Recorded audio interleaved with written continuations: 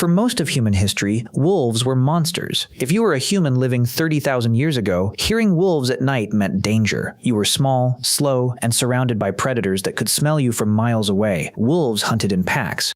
They had massive jaws, terrifying endurance, and eyes that worked far better in the dark than yours ever could. And yet somehow, out of all the animals humans encountered, wolves became our closest companions. Not horses, not cows, not even primates, wolves.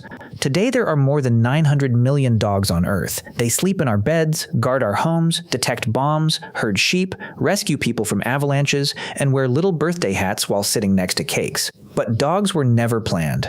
No human tribe sat down and said, "We should invent a fluffy animal that plays fetch." Dogs were created by accident. And the strangest part is that wolves may have started domesticating themselves before humans even realized what was happening. To understand how this happened, you have to imagine the world during the Ice Age. Around 20,000 to 40,000 years ago, humans lived as hunter-gatherers. Small bands of maybe 20 to 50 people moved constantly across enormous landscapes searching for food. Life was brutal. Most hunts failed. Winter killed people constantly. A broken leg could mean death. And at the edge of every human camp, just outside the firelight, wolves waited. Now here's the important part. Humans are messy eaters. Even during starvation, hunter-gatherers left behind bones, scraps, skins, and partially eaten carcasses. To a wolf, a human camp was basically a moving pile of free calories. At first, wolves probably approached cautiously. The bold ones crept closer. The aggressive ones got speared. The terrified ones stayed far away and got nothing. But somewhere in those wolf populations, a few individuals were different. Less fearful, less aggressive, more curious. Modern genetics suggests some wolves may simply have been born more comfortable around humans, and over generations, those wolves survived better than the aggressive ones. Instead of risking injury hunting dangerous prey themselves, they could simply follow humans and eat leftovers near camp.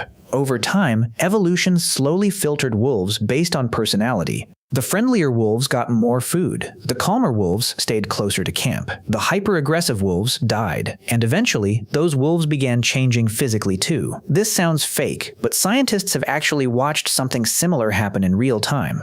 In 1959, a Soviet geneticist named Dmitry Belyayev started an experiment in Siberia using foxes. He wanted to understand how domestication worked, so every generation he selected only the tamest foxes for breeding. That's it. He didn't train them. He didn't teach them tricks. He simply bred the least aggressive foxes over and over again. And within a few decades, the foxes started behaving like dogs. They wagged their tails. They whined for attention. They licked people's hands. But then something even stranger happened. Their bodies changed too. Their ears became floppy, their snouts shortened, their fur developed patches of white, their tails curled, and strangely, when animals become less aggressive, their appearance often changes too. Scientists noticed that domesticated animals across many species tend to develop softer faces, smaller jaws, patchier fur, and floppier ears almost automatically. The first proto-dogs may have started looking less intimidating long before humans intentionally bred them. Imagine standing in an Ice Age camp and seeing wolves nearby that looked slightly smaller, slightly calmer, slightly less terrifying than normal wolves. Not pets yet, but not fully wild anymore either. And this may not have happened in just one place. Humans and wolves were likely forming relationships across huge parts of the ancient world at the same time. For thousands of years, this happened silently, no human realizing they were watching evolution unfold beside their campfire. And humans probably noticed the benefits very quickly. Wolves hear things before humans do. They smell predators from huge distances. They track prey far better than humans can. A wolf hanging around camp was basically a living alarm system. If bears approached, the wolves reacted first. If strangers appeared, the wolves noticed. If prey animals were nearby, wolves could help locate them. Once both species started helping each other survive, the relationship accelerated. This is why dogs are considered the first domesticated animal in human history. Earlier than sheep, earlier than goats, earlier than farming itself. And when humans eventually invented agriculture, dogs changed again in order to stay alongside us. As humans began farming and eating more grains, dogs gradually evolved to digest starch far better than wolves could. Think about how extraordinary that is. They were surviving with us before the invention of writing, before cities, before metal tools, before the pyramids, and over thousands of generations, humans and dogs began changing each other emotionally too. When humans stare into a dog's eyes, both species release oxytocin, the same hormone deeply involved in bonding between parents and children. Wolves don't naturally do this with humans. Dogs do. Your Labrador staring at you lovingly is not random behavior. Evolution shaped dogs to emotionally connect with human brains. Dogs even evolved facial expressions that humans instinctively respond to.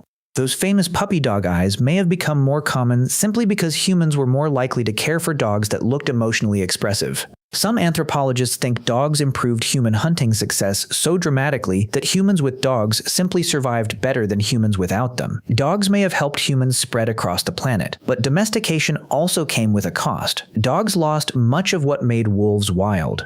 Many modern breeds suffer severe health problems caused by human breeding. Pugs struggle to breathe. Dachshunds often develop spinal problems. Bulldogs sometimes cannot even give birth naturally. And yet traces of the wolf still remain inside them.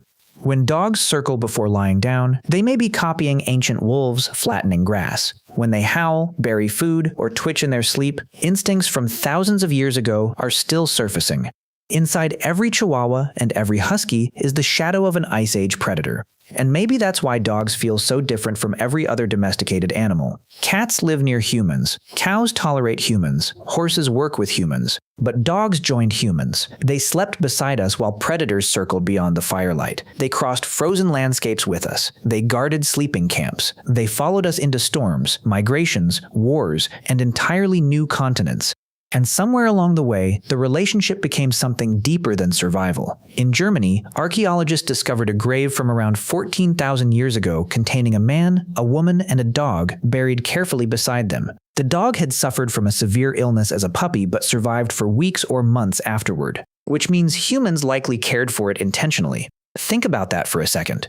Ice Age humans struggling to survive in one of the harshest environments imaginable were still spending precious food, time, and energy nursing a sick dog back to health. That is not just usefulness anymore. That is attachment, friendship, maybe even love. For thousands of generations, humans and dogs shaped each other's survival, all because a few wolves became slightly less afraid of campfires. No master plan, no grand invention, just scraps beside a fire, cautious animals creeping closer in the dark, and evolution slowly turning fear into one of the greatest partnerships in the history of our species. And tonight, your best friend is probably going to fall asleep somewhere near you without knowing that this friendship actually began tens of thousands of years ago. But now you do.